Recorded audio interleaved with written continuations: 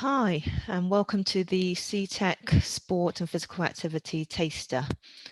So my name's Corinne and this is Zubair, and we'll be taking you through what we offer and a little bit of an example of a lesson today. So what is a Cambridge Technical, a CTEC? It will provide you the opportunity if you're looking to establish a career in sport. So careers particularly within exercise and fitness, coaching, leadership and sports development. The course will give you an opportunity to look at practical real life approaches to sporting careers, alongside learning the theoretical background and principles behind areas such as exercise, fitness, coaching, leadership and sports development. So there'll be 3 courses that you could enroll on. The first one being the level 3 extended certificate, which is equivalent to 1 A level. The level 3 diploma, which is equivalent to 2 A levels, and the level 3 extended diploma, which is equivalent to 3 A levels. And all of those courses will be taught across 2 years. So as you can see on the slides now, it gives you a little bit more information on each of those courses. So there are some common units that will be taught across all 3. And then as you get up into the bigger courses, the diploma, you'll look at sport in a little bit more depth. So you've got courses, units like organising of sport events, practical skills and sports psychology. And then the extended diploma, again, some more units looking at things like business of sport and biomechanics. You'll be studying in a whole host of different approaches and ways across the 2 years. So you have your normal classroom-based learning. There'll be opportunity for group work, PowerPoint presentations, there'll be trips, guest speakers, and you'll be assessed via external exams. So you will sit some formal exams and through coursework assignments, which will be either practical or written reports and presentations. So a whole different ways of learning throughout the 2 years. So course entry requirements are there on the screen. So you should be aware of these already. It's just for us to say good luck for your results in the summer. And as long as you meet our entry requirements, you'll be able to enroll on one of those 3 programs. So I'm going to pass over to Zubair now, who is going to go through the first section of the webinar with you. Okay, looking at Unit 2. Yeah, so one of the units you'll be studying on the course is sports coaching and leadership. So this unit, it's a combination of both practical and theory. So in terms of theory, you learn about the different roles and responsibilities that coaches have, the different methods that coaches use to improve participants' performance. But you'll also learn about how each of the roles and responsibilities the coaches have, but how they differ from each other as well, which is really important. The main part of the unit, which is the fun part, is you learn about how to plan effective coaching sessions and also delivering them as well. So you'll be delivering a series, you'll pick a technical skill, and then you'll be developing that technical skill over a prolonged period of time. Usually it's a series of 6 sessions. You'll also learn about reflection because evaluation and reflection is an important part of coaching and leading, and also how to gain feedback from participants and other methods in order to improve your performance as a coach. So in terms of coaching, we've all been coached or led, whether that's you playing sport at your local club or when you started playing sport at primary school, progressing onto secondary school, you've all been coached or led. I'm not sure there are a few of you, so I'm not sure how many of you are currently playing sport. Um, if so, what sport you're playing. It'll be good to know if you just type it into the Q&A box. But the impact of effective coaching and leadership can be life-changing. It can start your journey as a player. It certainly did for me, and obviously for a lot of people out there. But as a coach, there are key skills, and these are some of the skills that you'll be practicing as well in a coaching setup. So one of them being communication skills, which is really important, how you deliver a message in a clear and concise way. Um, so then the participants are able to pick up those skills easily and quickly. So it could be non-verbal communication, how you demonstrate. It could be verbal communication, um, how you verbally communicate that. And also adaptability as well, which is very important. The environment that you coach in is always changing. So you might need to change your coaching style based on the age group, the ability that you're coaching, um, facilities, equipment. So these are all different things that you need to take into consideration and adapt accordingly as a coach. So I'm just going to briefly explain this, and then we're going to get you doing some activity. So one of the topics that we're going to be covering in this segment is coaching styles. So there are three main coaching styles um, in sports coaching. So the first one is autocratic. So it's either my way or the highway. So if you just look at the picture on the slide, you can see there, you might recognize him. But that's basically Alex Ferguson, the former Manchester United manager. And he was described as someone who was autocratic because of he was the person who solely made decisions, whether that was making decisions regarding team, regarding transfers, setting up a scouting system. So in terms of decisions, it's solely the coach who makes the decision, and there's no input from the players within that decision making process. And they're known as autocratic. That's known as autocratic leadership style. Democratic uh, coaching style is when coaches make final decisions, but do so with input from their performers. So this is when the coach and the players are involved in the decision making process, but ultimately it's the coach or the leader that makes the final decision. And then finally, the last lead coaching style is laissez-faire. So this is where the coach makes few decisions. There are few organized attempts to influence or teach. So this is when a coach takes a back seat, and it's actually the players on the pitch or on the court that are making the final decision. Okay. So as you're probably aware, England are playing today, aren't they? Against, I believe, Czech Republic. So the activity that we're going to be doing today is going to be based around the Euros, so the theme of the European Football Championships. So I'm going to show you two clips from Gareth Southgate. Okay, so Gareth Southgate goes into detail about his coaching style, his coaching philosophy, and effective ways to coach as well. So I'm going to show you the clip, and then I want you to answer the three questions that are on here. Okay, so we'll go through the questions after I've shown you the clip.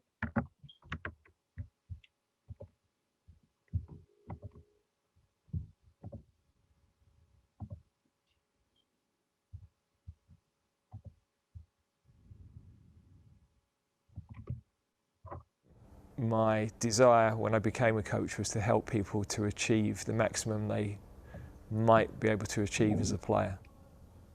That's the individual objective, and then within the team, how can we be the best possible team and how do we win?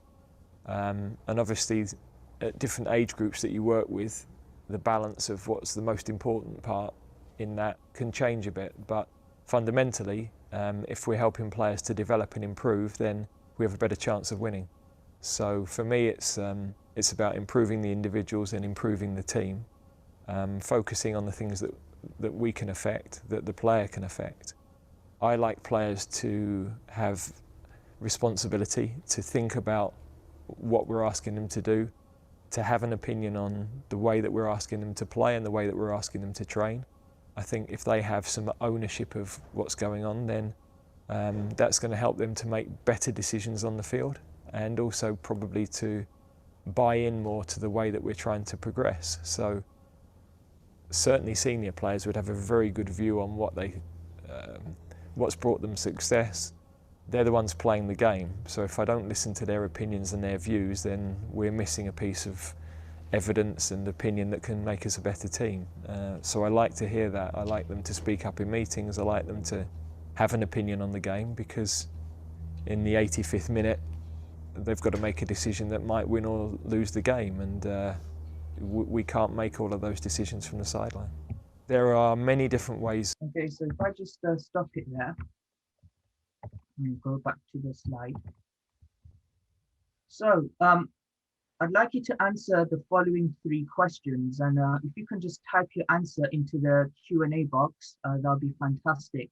So think about the coaching styles that we just went through in the previous slide. What coaching style would you say Gareth Southgate prefers to use? Question 2 is, who does he want to improve? So there's 2 answers to that question.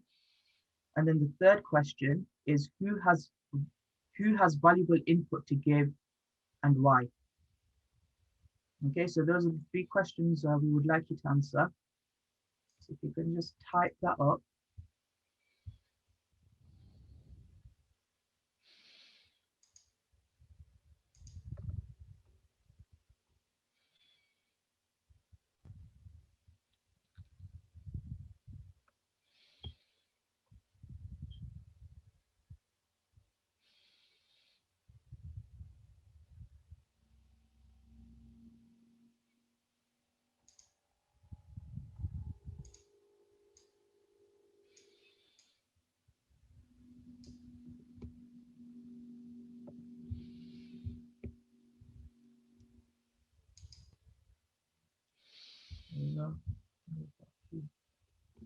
Democratically, which means the third coaching method.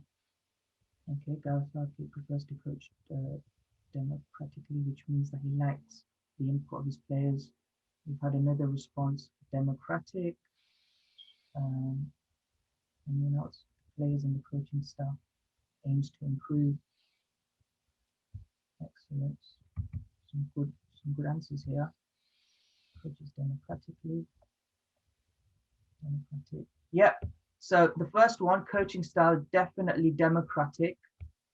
So Gareth Southgate, in his piece there, obviously he's in charge of, organizing the team, managing the team, the formations, the tactics, selecting players, but also he likes to get input from the leadership team, but also the players themselves as well. So he's making them feel, giving them ownership, giving them responsibility, making them feel included within the group, which can also help with team morale and also team cohesion as well, makes the group a lot more cohesive.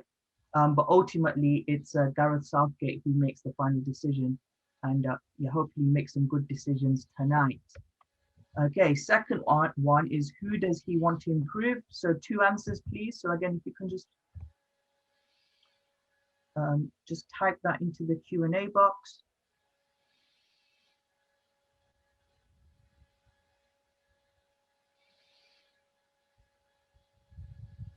He wants to improve the players, definitely.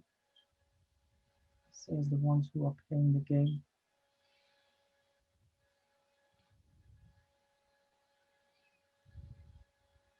Just further up, Zubair, there's an answer to the players and the coaching staff he aims to improve. Yeah, good. So, Gareth Southgate, it's not just Gareth Southgate on his own. He has a team of coaching staff, which people forget, whether that's his assistant coaches, his fitness coaches, team doctors, medical staff, physiotherapists. It's really important for him to develop the staff around him so they can pursue, in management or in higher positions, but also the players around him as well, making them better players, better people as well. by instilling those core values and qualities.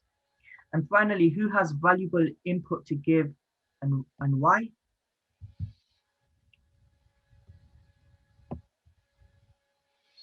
Then some of you have said players. So he encourages players. One of the things he mentioned in the video was giving players a voice in team meetings, letting them speak up, giving them problems to solve for themselves, because when they're on the football pitch, you know, the manager can't come and help them, or the coach can't come and help them. They have to figure it out between themselves. So that's definitely very important. Players, because if they are comfortable in what they can do, they can perform better. Yeah. And that comes down to the management team, doesn't it? Creating that environment where the players are comfortable so they can voice their opinions and also express themselves on the pitch as well, which is just as important. Okay, so we're going to move on to the second clip now. So I'm going to fast forward it to 3 minutes.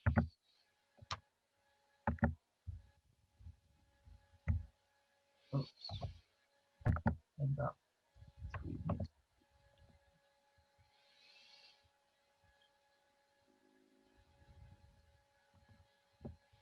Follow you. I think I have a good understanding of what the end needs to look like for top players. I think I know what's required of teams in order to win, the level of detail, the level of professionalism, the mentality, but also because I've learned from things that have gone wrong and had to pick myself up from being a very young player right the way through to being a senior player and a coach. Because of those failures, I feel it gives you the freedom almost to say, well, how might we be the best possible team and not be afraid about what goes wrong, because whatever goes wrong we can deal with, I've lived through. So I think that gives me freedom to allow the players to express themselves and to challenge them to be the best they might be.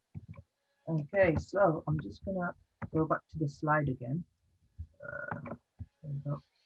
So I want you to, again, just pop your answer into the Q&A box. So from the second clip that you've just watched, and also from your own personal experience, where you've been involved in coaching or being coached, what are some of the important qualities of a good coach and a leader?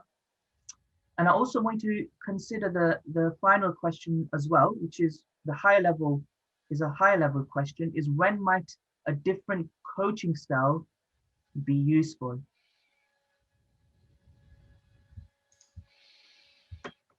Sorry, Colin, I'm gonna quickly finish up. No, you're fine for time.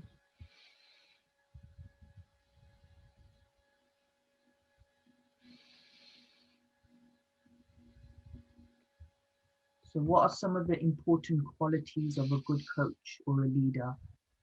So this could be something that you may have experienced as well as a player, or if you've done some coaching at your secondary school, what are some of the qualities you've had to demonstrate?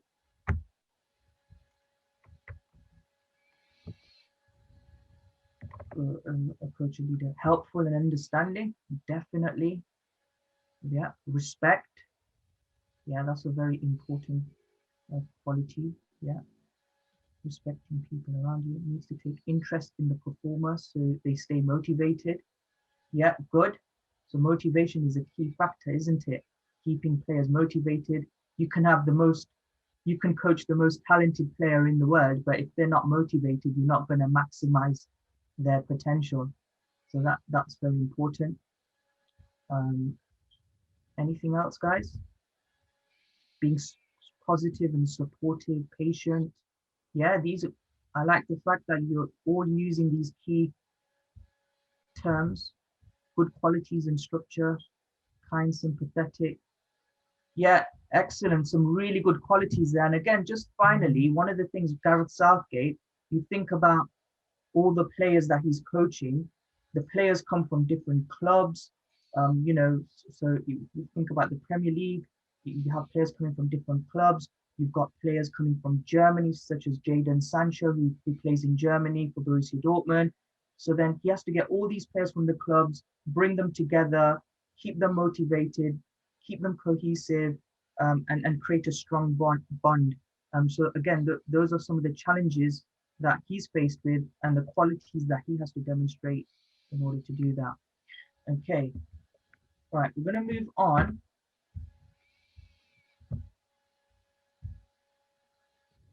to the next part of the lesson, guys, which is about body systems, Unit 1 body systems. I'm going to hand it over to Corinne now. Thanks, Zubair.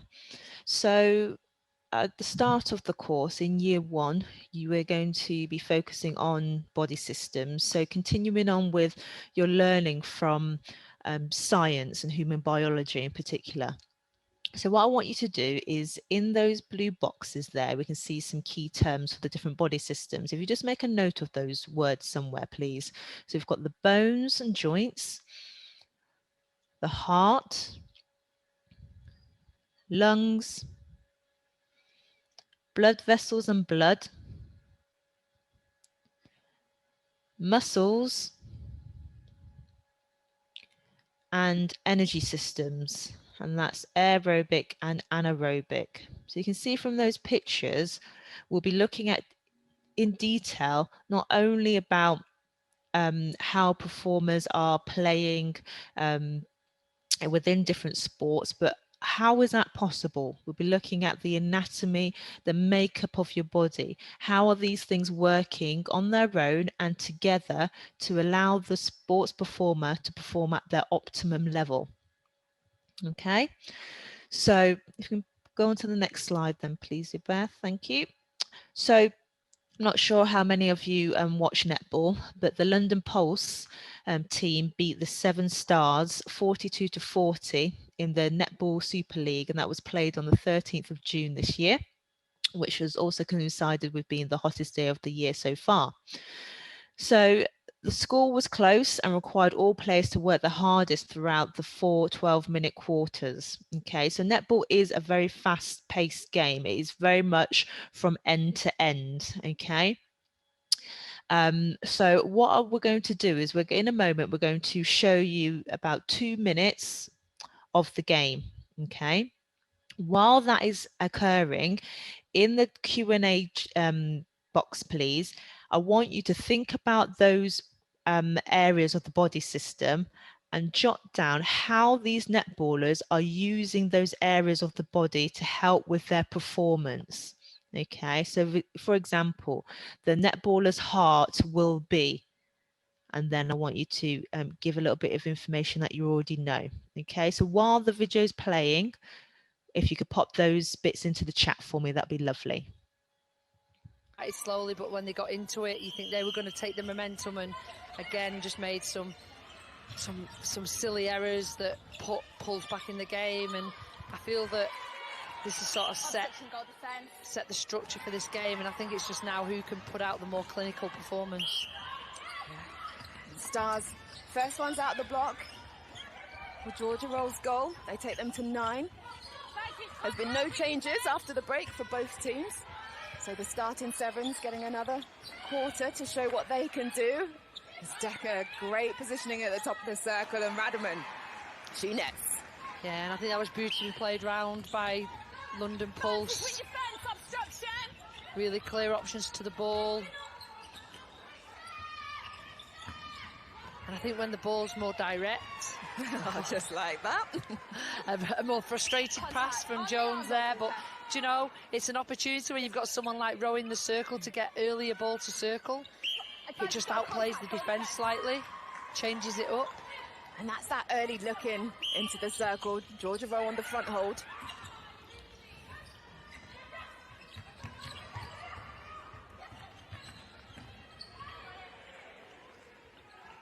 You see how clear the lines are that Pulse are playing at the moment. The ball's just moving a little bit more freely for Pulse. If you look, Stars are playing a lot of aerial pop ball. And like you saw just there, Rose saying, give it to me in my body. The ball didn't need to go high, did it? No. I think as Rose got on, I think her hands are a little bit unsafe at times within a game, but she's starting to really work on that. And I think you get that with a lot of tall players. They take a little bit more to mature within a netball game.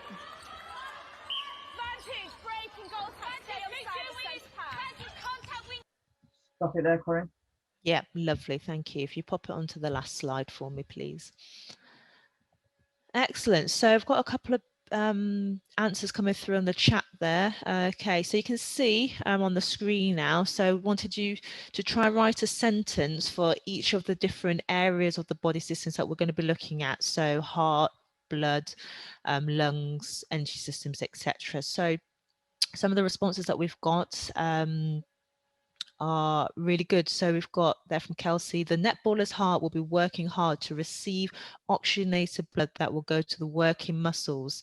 Lovely. Okay. And we're going to be looking at why that is important. Why does it need that oxygenated blood? What is that oxygen doing in our working muscles? Okay. Obviously giving us energy. How is that the muscle using that energy effectively so that netballers can last the whole length of the game? We have another one there from Elliot. Increased heart rate, which allows more oxygenated blood around the body to allow the players to work hard with less fatigue. Excellent there. So fatigue, nice keyword. Okay, so fatigue meaning to not tire.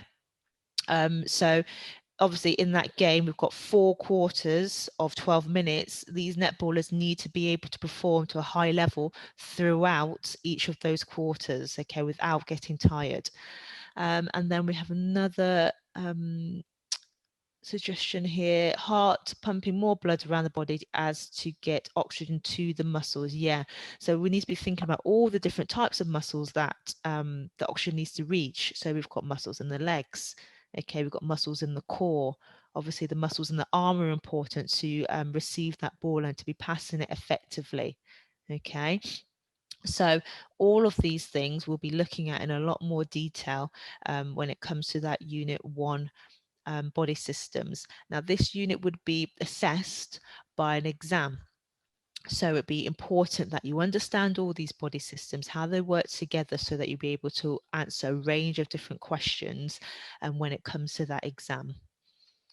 Okay, so we've given you a little bit of a snapshot of 2 units there that you'll be learning, okay, unit 1 and unit 2.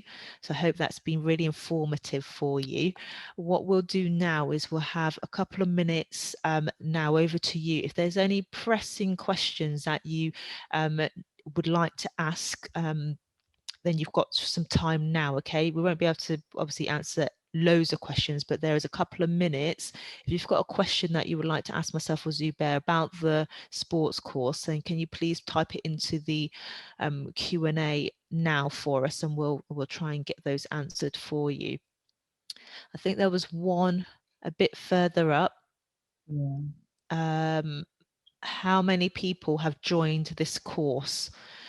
So if you're talking about class numbers, from our current cohort of students, we have around just over 40 students on the extended certificate. We have around 10 students on the diploma, and we have around again around about just about 10 on the extended diploma. So nice group sizes. And then the second, that's for our first year students, and then our second years we had again about, I think about 45 on the extended certificate, and the diploma we had about 16 students. Okay, so again, nice nice group sizes, not massive. Okay, so everyone gets an opportunity when it comes to practical lessons, you know, to have a go, etc. Okay, I don't think then there's any other questions. Obviously, if you think about anything in the meantime, just please get in contact with the college or have a look on our website, and we'll speak to the admissions department and they should be able to help you. Okay, so that is the end of our webinar today. Thank you for joining this morning, and we look forward to seeing you in the autumn term.